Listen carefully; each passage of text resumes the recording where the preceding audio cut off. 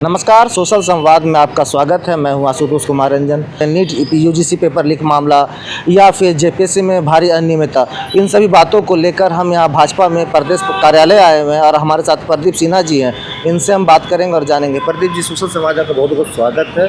जिस तरह से नीट यूजीसी पेपर लीक मामला हो या फिर जेपीएससी में भारी अनियमितता का मामला हो, तो इसमें आपकी क्या राय है?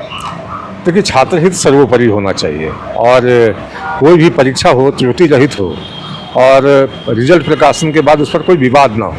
मैं समझता हूँ जो भी परीक्षा संचालित करने वाली संस्थाएं हैं उसको इस पर पर्याप्त ध्यान देने की आवश्यकता है, क्योंकि छात्र बड़े ही उम्मीद से कोई परीक्षा देता है कि परीक्षा के बाद परिणाम आएगा, उसके बाद जो बाकी औपचारिकताएँ होती हैं इंटरव्यू की या फिर नियुक्ति की, वो चीज़ें अगर ससमय हो जाए तो उससे ज़्यादा खुशी की बात छात्र के लिए कुछ नहीं होता।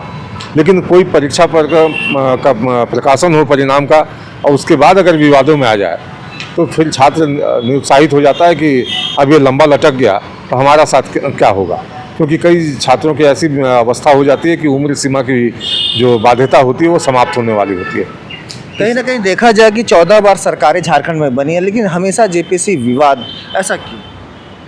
देखिए, उस संस्था में काम करने वाले लोगों को जिनको जिम्मेदारी है, एक बार आत्मावलोकन करने की आवश्यकता है कि कैसे त्रुटि रहित परीक्षाएं कराई जा सकती हैं, पेपर लीक की समस्या कम से कम हो और उसके बाद अगर रिजल्ट जब प्रकाशित हो जाए तो उस पर कोई अंगुली न खड़ा कर सके। तो इसको तो वहाँ के लोग ही सुधार सकते हैं और सरकार की अगर इच्छा शक्ति हो तो मैं समझता हूँ इस कार्य को बिल्कुल समयबद्ध तरीके से किया जा सकता है कि सरकार निर्देश दे कि जो भी परीक्षा फल प्रकाशित हो उस पर कोई किसी तरह की उंगली ना उठाए।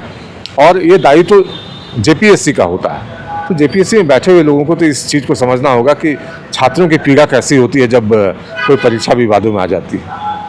आपकी तरफ से अगर पूछा जाए तो उसमें क्या कार्रवाई होना चाहिए जिससे इसमें ज़्यादा घोटाला ना हो, बच्चे अच्छे से निकल देखिए, कार्रवाई तो सरकार को करना है। सरकार ये सुनिश्चित करे कि वहाँ जो लोग बैठे हैं, अध्यक्ष सहित जो और लोग हैं, सचिव हो या जो सदस्य होते हैं, उनकी जिम्मेदारी बनती है कि तमाम चीज़ों पर वो गौर करें कि क्या विज्ञापन में क्या प्रावधान किए गए थे और जो रिजल्ट प्रकाशित होने जा रहा है क्या वो जो तमाम अर्हताएं हैं, चाहे आरक्षण की हो या फिर और जो उसमें निहित होती हैं, उसके अनुरूप रिजल्ट का प्रकाशन होना चाहिए। क्या झारखंड में सरकार ये काम को करने में अपने दिख रही है आपको कि ये काम वो ढंग से? देखिए, अभी तक तो ये होता हुआ नहीं दिखाई दे रहा है।